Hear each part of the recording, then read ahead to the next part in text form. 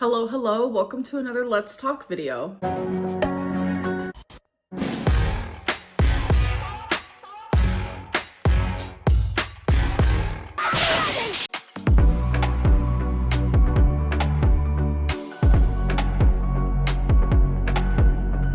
So I'm sure you guys are expecting a what I ate today / weigh-in. I haven't had time to do that. The last few days have been super busy for me.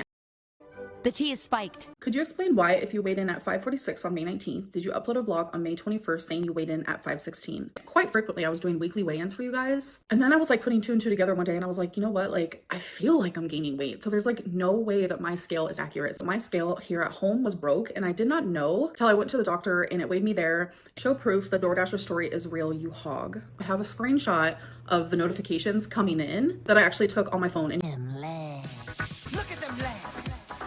Look at them legs. They're amazing. you can see behind the notifications is Twinkie. So that's genuinely the only proof that I can show. Well, that proves it. That proves nothing. Why don't you see a dietitian regularly? I actually thought about it. Last time I saw a dietitian was in 2023. And it's like, I know all the knowledge. I know all this knowledge. I just don't put it into action. I think having that type of support would be nice. How do you really feel about the disconnect and lack of trust between you and your viewers? The disconnect that I have between the people who don't trust me but want to, it makes me sad. And I wish there was a way that I could like prove myself to them, but I know that I can't. Why were you sleeping in a crib and drinking from a bottle at 4 years old? Also, were you nonverbal? Well, hello there. Are you choking on your lolly? No, I was not nonverbal, but as for drinking from a bottle and sleeping in a crib at 4, I have no idea. He's very verbal. Do you seriously not hear the seal arf arf in your intro, or is it intentional? That's an instrument. You lint liquor. I'm eating my cheat day. I know I've farted in my videos before, but I'm trying to be more dainty. Would you ever visit Canada? And what do you think of like goth style, like goth girls? I've got a special surprise for your birthday, and I've been told you like them big. Also, would you like get any tattoos? So 1, would I ever visit Canada? Yes. 2, what do I think of goth girls? I love the aesthetic. Girl, don't do it. It's not worth it. I'm not gonna do it, girl. I was just thinking about it. I'm not gonna do it. I did it. 3, would I ever get any tattoos? Yes, I really do want to get some tattoos, but I'm just scared. Hi, baby. Sorry, I partaked in a little gummy, if you will. Anyway, Okay, pop so off. my question is, what do you think makes you stand out? Like, why people are so obsessed with you? Genuinely, I think like what it used to be for sure was just like the train wreck of it all. Like there is a 570-pound girl just like posting the most craziest things. I would do so many mukbangs. Like 2018, trolling. 2019, trolling. And I wouldn't say I'm a train wreck per se. Like I'm literally just a normal girl. Just a girl who lives a normal life. Yes, I might be super morbidly obese, but it's more common than you think. And even when my life now is more just like calm and bland and peaceful. So I almost wonder if like what keeps up the obsession from people is it's almost like a mob mentality where everyone is kind of feeding off of each other, people wanting to belong in a community and they found one, and I don't know, it's definitely crazy. I feel like if all of that disappeared one day, I still would be able to make a living here on YouTube. Why do you think your weight loss has been so unsuccessful? But if you view it from an objective standpoint, you've been on your weight loss journey for over 10 years. First diet was when I was 10 and I'm currently 34. So I've been trying to lose weight for over 2 decades, for 24 years. My first diet ever, I was 10 years old. I was in the 200s somewhere, and here I am, all the way up. Nothing can stop me. I'm all the way up. All the way up. All the way up in the 500s. Go from being in the 300s to the 500s.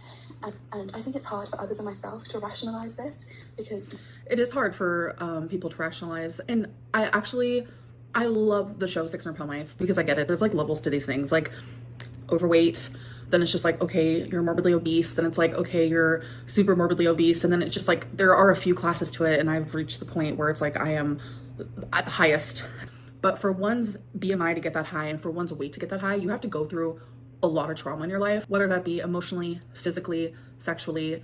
You have to go through a lot, and I have gone through every single one of those things. So it's me not healing all those things at the time, and then even as an adult, like finding it so hard to like speak about the hard things and wanting to heal and figuring out why I am the way I am. You've had multiple health scares / struggles throughout that time, which would motivate a lot of us to take the weight loss really seriously. So surely with all of these things, you would be eager to improve and, you know, lose the weight so you can enjoy your life. And that's how I know it is a mental thing and it's not like a choice at all. It is so mentally exhausting to be an addict of food and to have turned to food since you were just a little child. And I know a lot of people, they look at bigger people and they think that we're choosing this life. I'm telling you, 95% of us are not choosing this.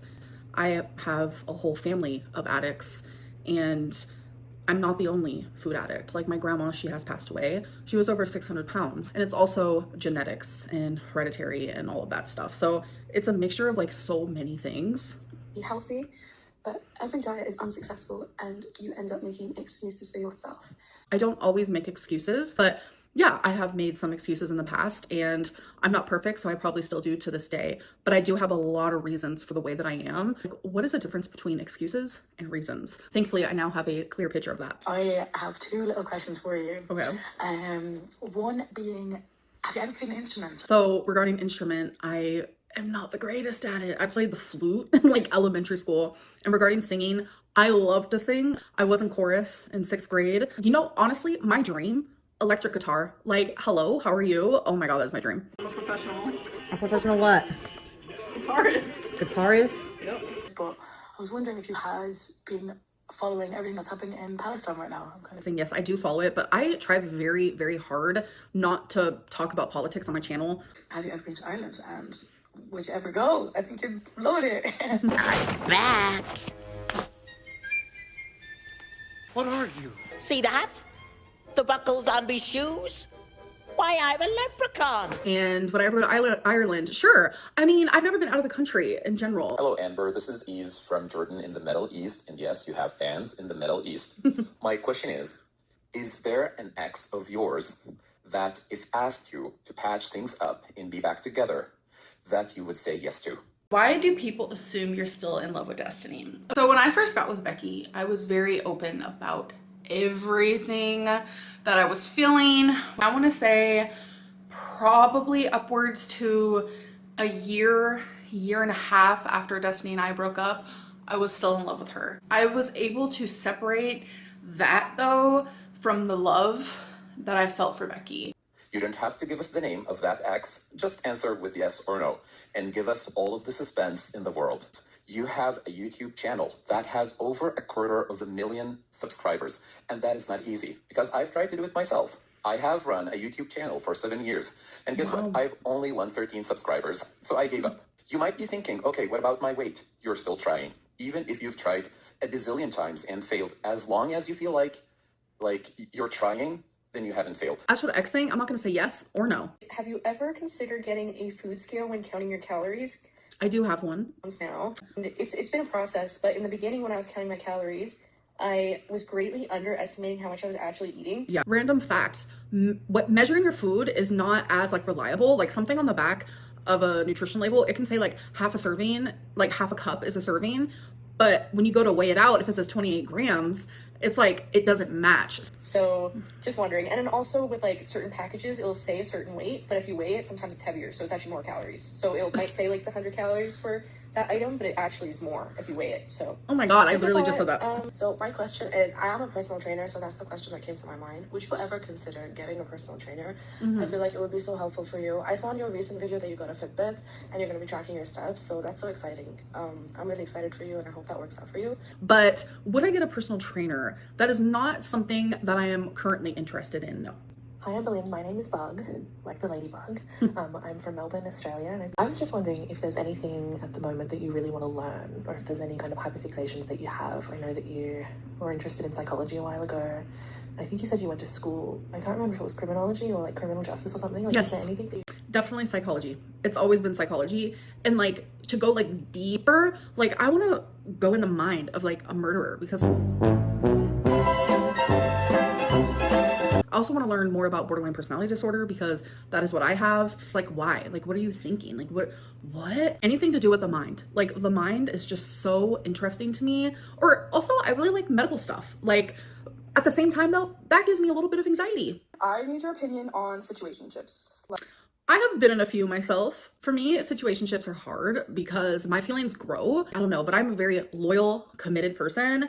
And I'm also very jealous and I worry. And I'm like, well, I'm committed, but what if they're not? Because I am even loyal in a situationship. Like, I will not talk to anyone else. Like, you are it, and that is that. That could be a BPD thing because in situationships, you're usually not in a loyal situationship. But if it's just a situationship and that's it, and there's no like end goal of like, okay, are we gonna get into a relationship or what? Then it's almost like pointless, but it's like good to get to know someone, like start off as friends and then, you know, get into something more romantic. And that's where the situationship comes in. But for me, I think that they should happen because it's like just jumping into a relationship, like a true relationship, probably isn't the greatest idea for some people. I just know that I go into dating with a goal. That goal is to find my person because that is what I love about love is like having your best friend and having your other half and having your person and someone that can rely on you and you can rely on them. And yeah, it's just like a best friend that you find extremely sexy. All right, you guys, now it is time for bad choices. Would you rather be with someone smart than someone gorgeous? Why can't we have both? Do you think you would be an excellent teammate to have on The Amazing Race? No. Is it okay to cheat on your partner if they gain 100 pounds? No, it's never okay to cheat on your partner. And if you're gonna cheat on your partner because they gained weight, leave them. They deserve so much better. Would you accept $500,000, but every time you speak, you have to rub your nipples? No, because that sounds like a rest of my life type of thing. And who am I speaking to? You know, that just could make a lot of people uncomfortable. In the event of a zombie apocalypse, would you sacrifice everyone here to save yourself?